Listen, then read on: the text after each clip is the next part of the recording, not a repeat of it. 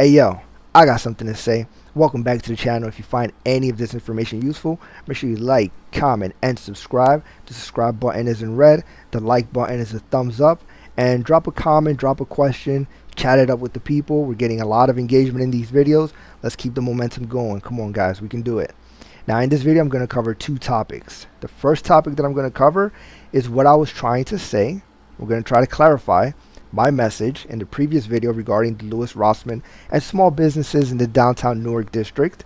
Number two, I'm going to cover perspective. So there's two topics. Let's go with the first one. What I was trying to say is that things are not all bad in downtown Newark. Are they great? No, they are not.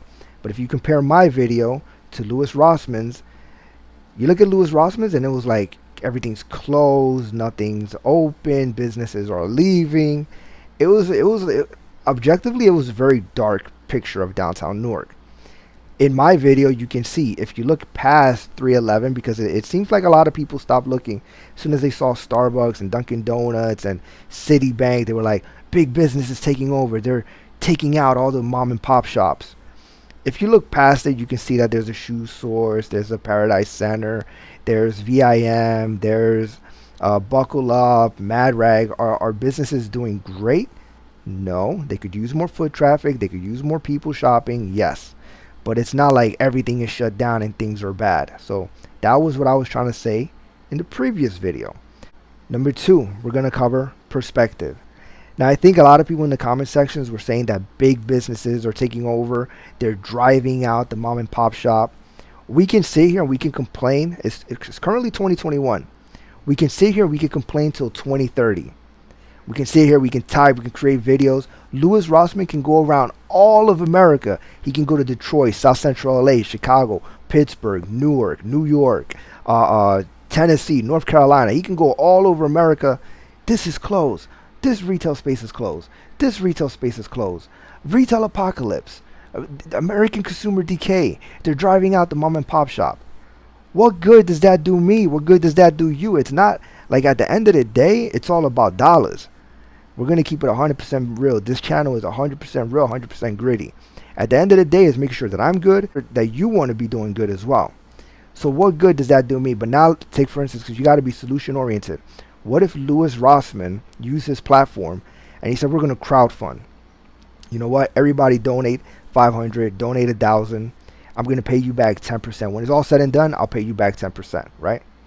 And we're going to buy a building. Now he's becoming part of the solution. He can go, he can buy a building, and he can charge fair rent. Now, he's the landlord, you know. Welcome to the Rossman building. Maybe he buys a 10-unit building. He takes, his spot, and he can provide 9 other businesses with a fair rent that he believes. Because at the end of the day, you, me, Rossman, we cannot go against the Simon Property Group. We can't go against WP Carey. We can't go against AG&C. Like, I don't know about you guys. I don't have hundreds of millions of dollars. I don't. So we can sit here all day long and we can complain. And take, for instance, small businesses, right? Everybody's like, Starbucks can afford rent. Dunkin' Donuts can afford rent. Citigroup can afford rent. You have to manipulate the system so that it benefits you. Legally, you got to manipulate the system so that it benefits you. Two perspectives. One perspective, take for instance the next 9 years. It's 2021 and we're going to go all the way to 2030.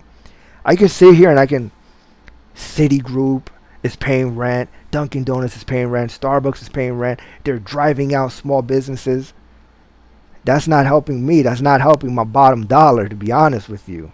But if I sit back and I'm like, well, Starbucks can afford rent. Their ticker symbol is SBUX.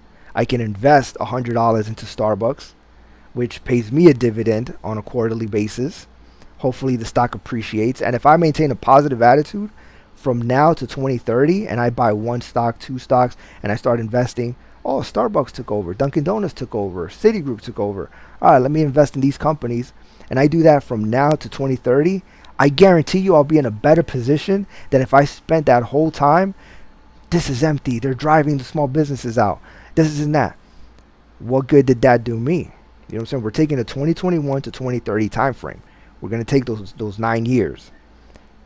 1 is complaining and pointing fingers and they're driving this out, and 2 is investing.